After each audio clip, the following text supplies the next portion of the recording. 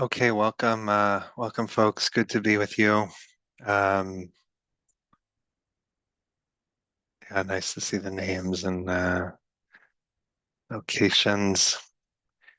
All right, we are going to meditate. I do not know what I'm going to say. I do not know exactly how one should teach meditation, but I am starting to get a hang of the practice myself, I feel, beginning.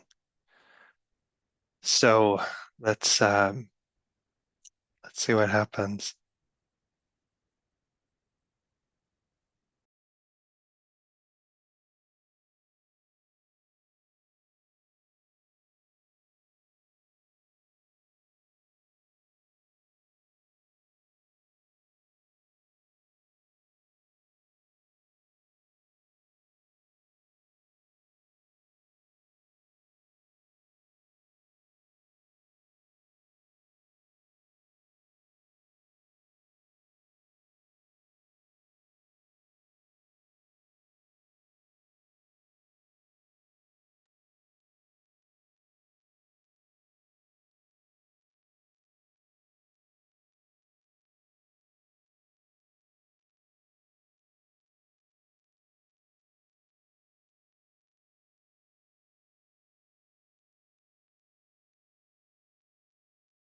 Relaxing body and mind.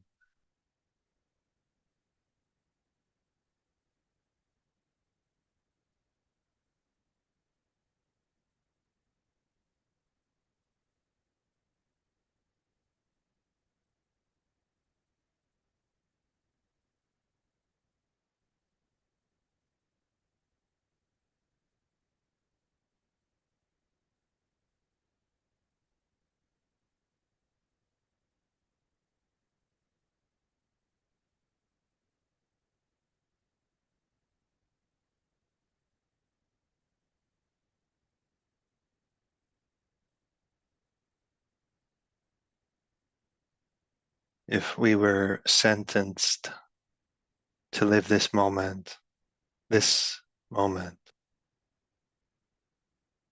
for all of eternity,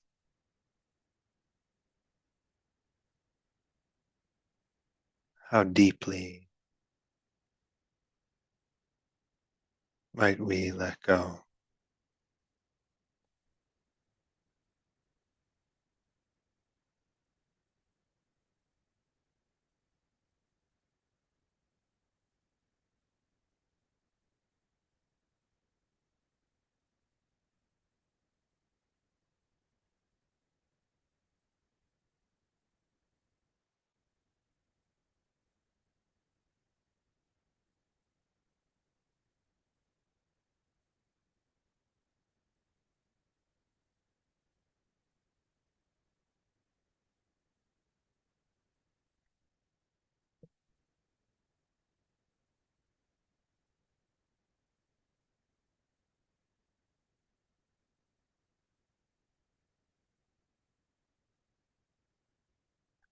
Future weighs so heavily the heart mind,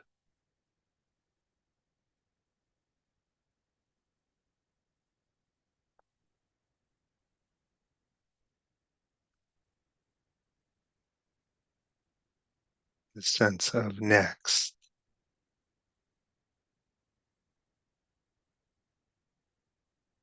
structures our moments and days and weeks, and years.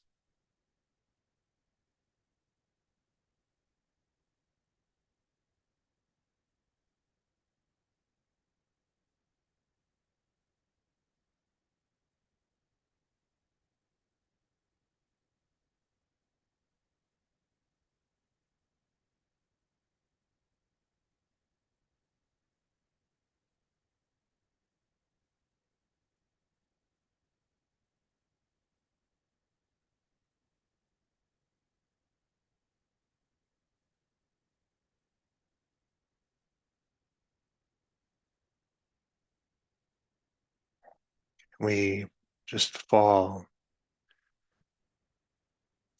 into the present moment.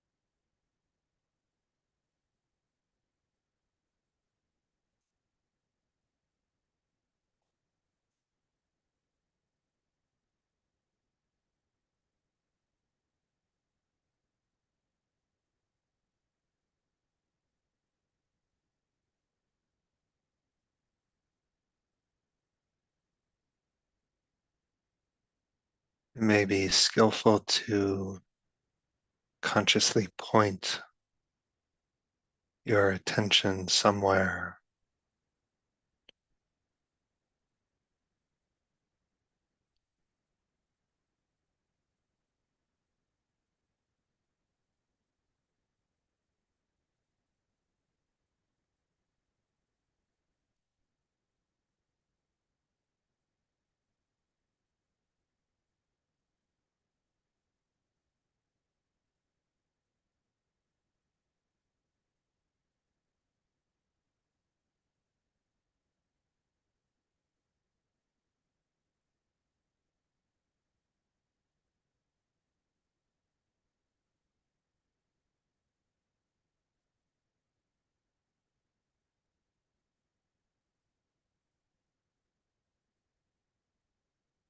to nurture stability,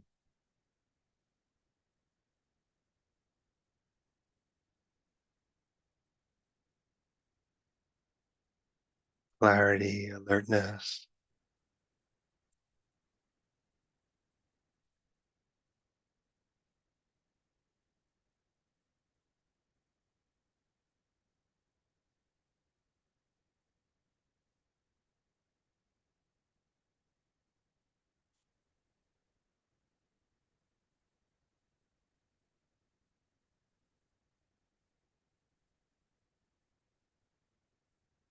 But don't let the technique become captured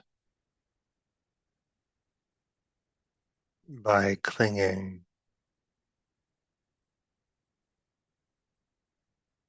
by greed and aversion.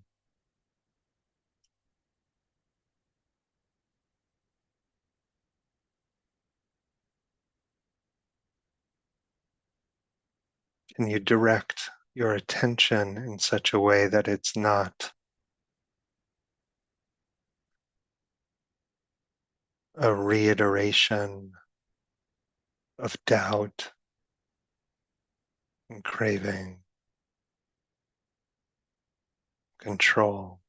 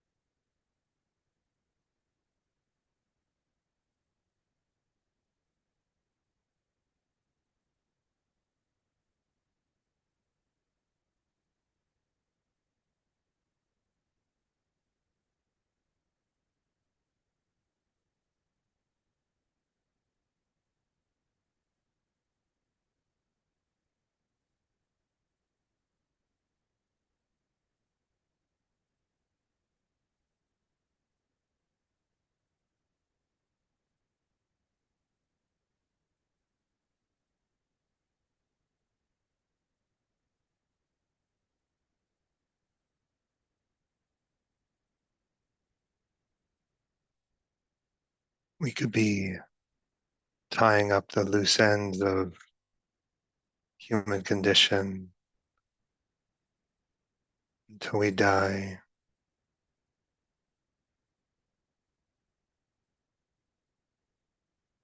Could be fantasizing about all the ways this moment might get better.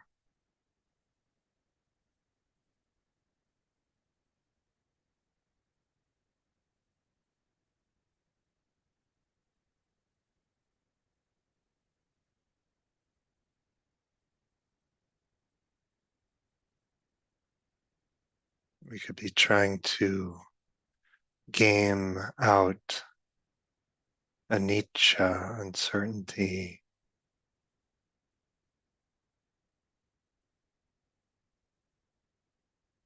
We practice letting go,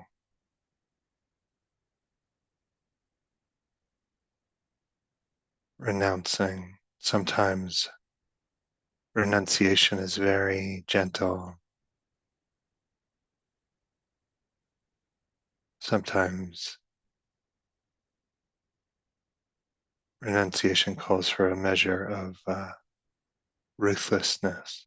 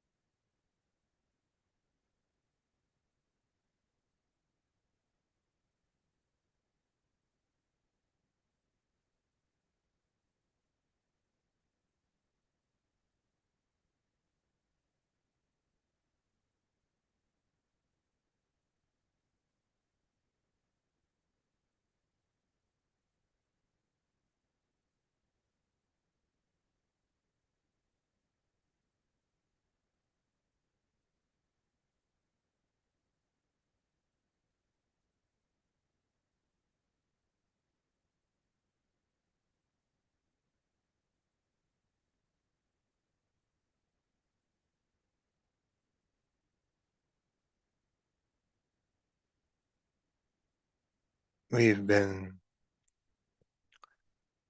licking uh, our egoic wounds forever,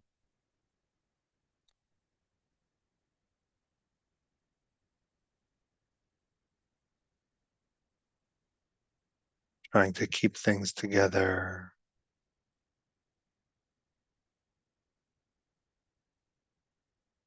trying to keep all the familiar egoic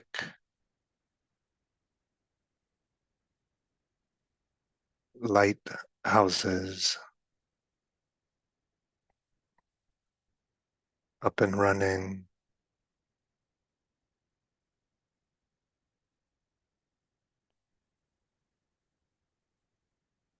Just take refuge.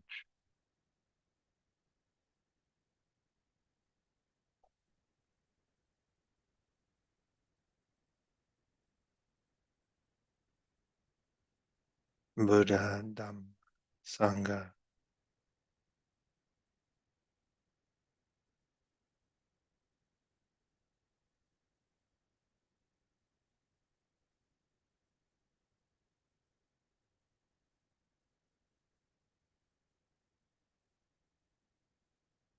Refuge, your enoughness is never in question.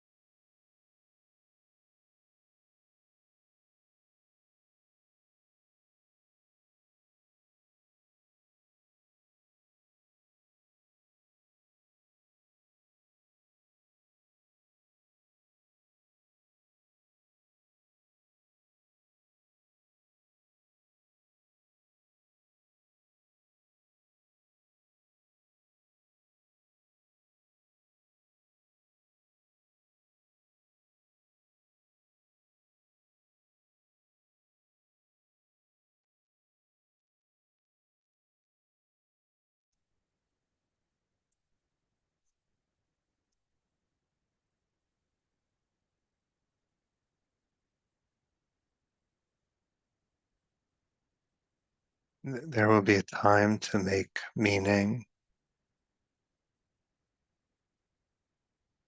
to speak of our love and sorrow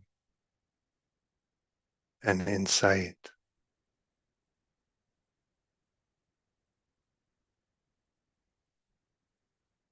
But for just now, we don't insist on making any meaning.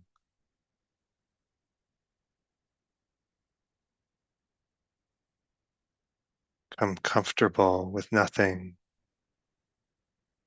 meaning anything other than itself.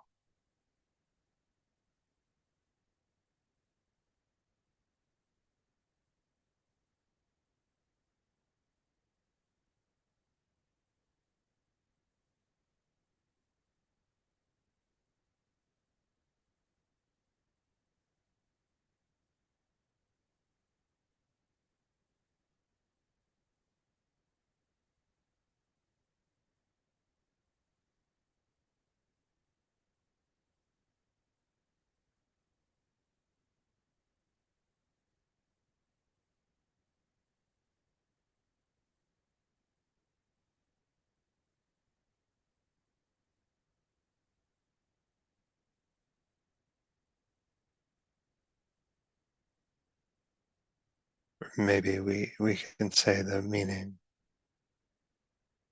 of everything is let go.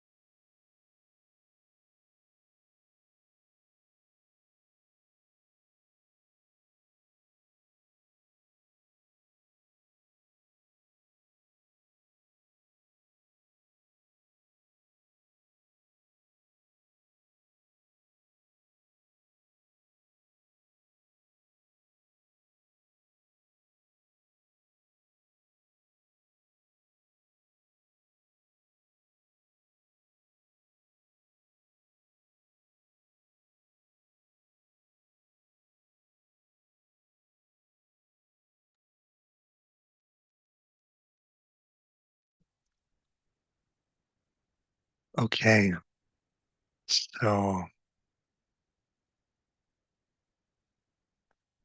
mindfulness. Um,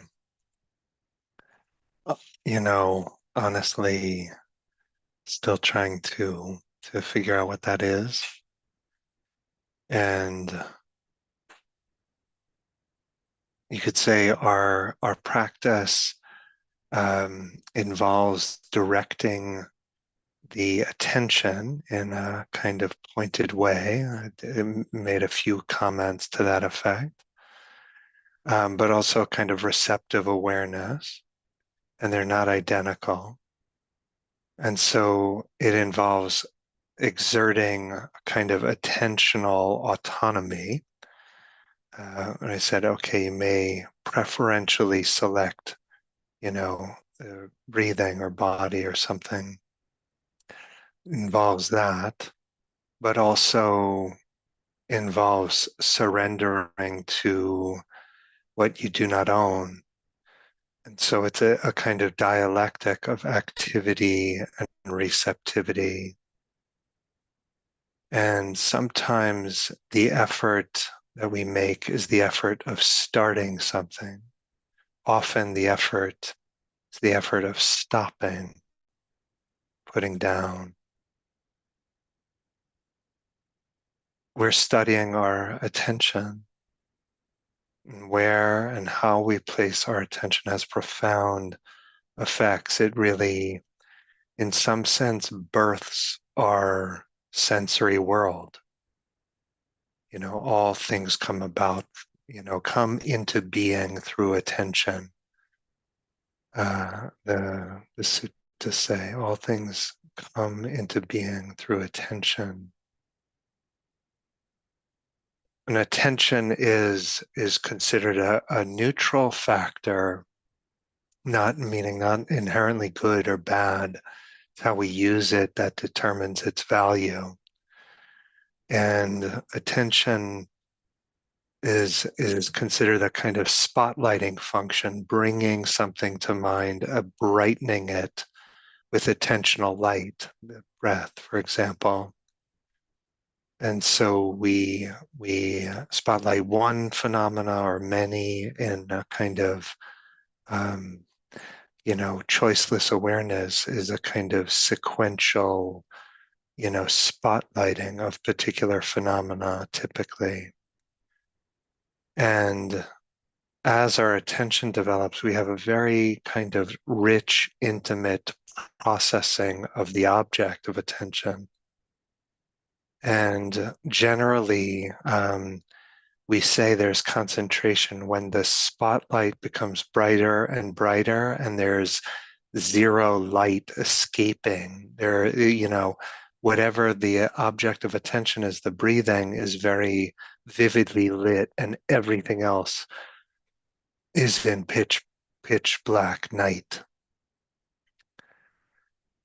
In the scientific study of attention's often divided into three components: alerting, which is the kind of is not directing it anywhere, but it's a kind of readiness or um, you know, receptivity, readiness for an impending stimulus. Suzuki Roshi called mindfulness soft readiness. Then there's secondly, orienting, the selection of a specific object from a range of stimuli. And then the third component, executive attention, where we're monitoring and resolving conflicts amongst thoughts and feelings and actions. And that's very involved in goal-directed behavior. And samadhi, concentration, involves a high state of readiness, precise orientation, and very robust executive attention functioning. And attention, I would say, is primarily object focused. And I realize as I'm saying this, I'm like trespassing on the ground of cognitive scientists and Buddhist scholars and philosophers of mind and a lot of stuff. And they would not approve. They would not, I know that they would not approve, but I got to keep going, you know? Um,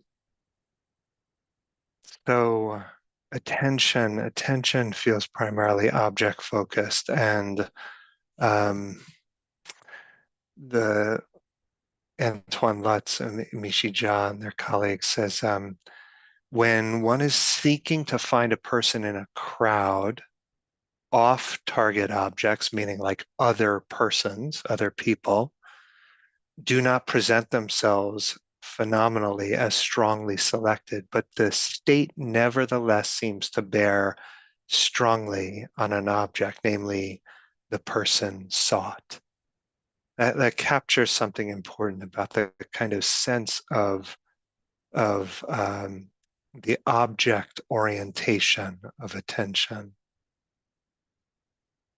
But mindfulness is not, attention and mindfulness not synonymous. Mindfulness is broader, not simply about the focus on an object, also the kind of background, could say, the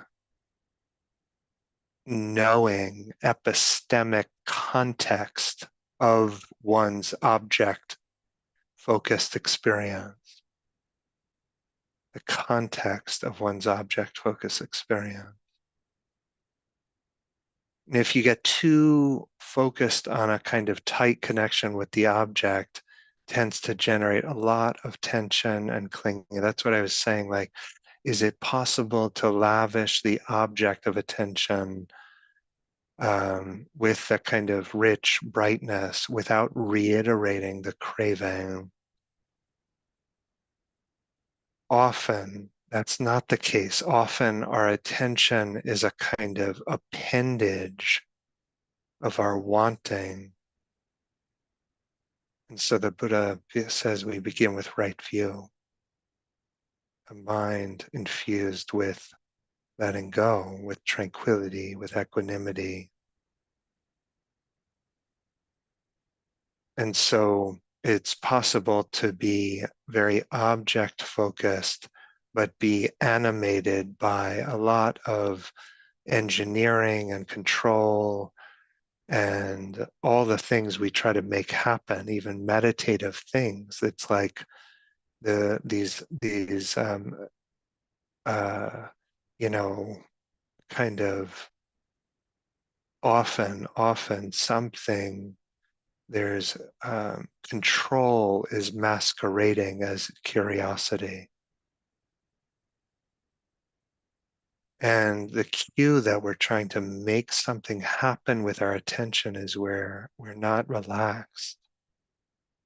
The kind of background contracts, the context of our knowing contracts. And relaxation is, we think of it as just like, oh, okay, I want to be relaxed, not hyper aroused, whatever. But you cannot cling without tension. And so relaxation runs deeper than mere kind of ease. It's about letting go. And awareness, we could say, is what that background context is what makes attention mindful. To be mindful means we're aware of how our attention is functioning. We're not merely attending, we're aware of how our attention is functioning. When we're just attentive, just trying to focus, we're not actually deeply aware of how our attention is functioning. We're aware of the object. And that's fine. That's fine. A lot of what we do does not call for mindfulness, I would say. We just trust the kind of information processing of our brain to do the job well. And so maybe we can say, and I'm just putting this together for myself, like maybe we can say that attention models the object, the breath, for example, and awareness models the object and the mind knowing it.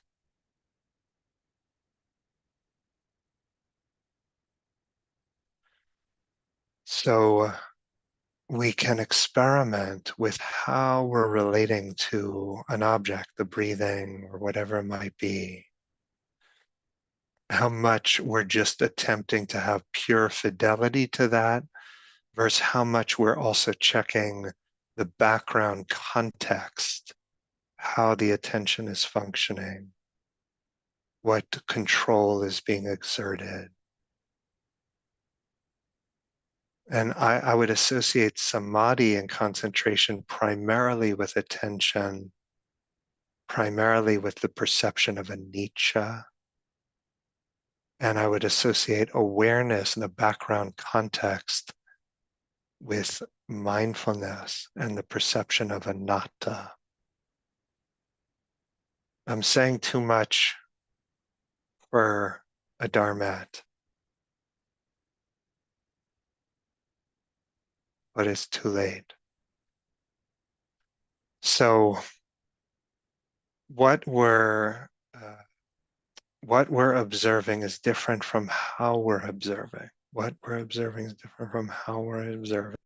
And meditation is sometimes called attention training.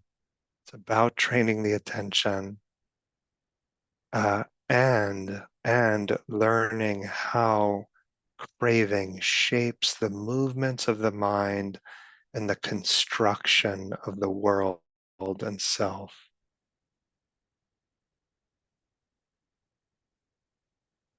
There's no one place to look for craving.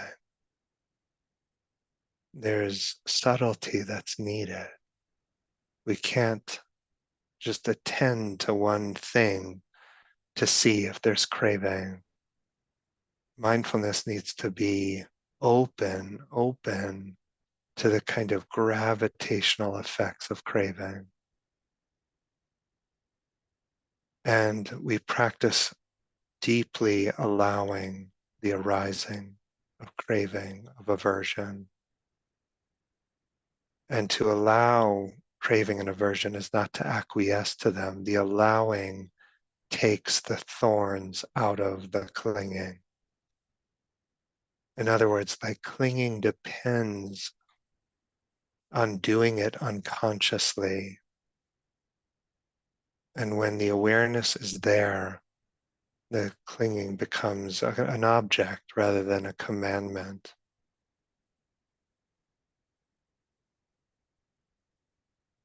Awareness cannot cling. If it's clinging, it's not awareness. Attention can cling, seems to me. As soon as we begin clinging, the attention fixates an object, reifies it, differentiates. We begin strategizing. There's no strategy in awareness. In other words, a moment of mindfulness is, from one perspective, is very ordinary. From another perspective, is quite free, quite free. Offer this for your consideration. Yeah, please pick up what's useful, leave the rest behind. I put a link for questions. If you have questions to submit, maybe next week I'll try to respond to something that someone asked. So that's in the description on YouTube. And yeah, I wish you all a good week, and it's been good to be with you. And see you next time.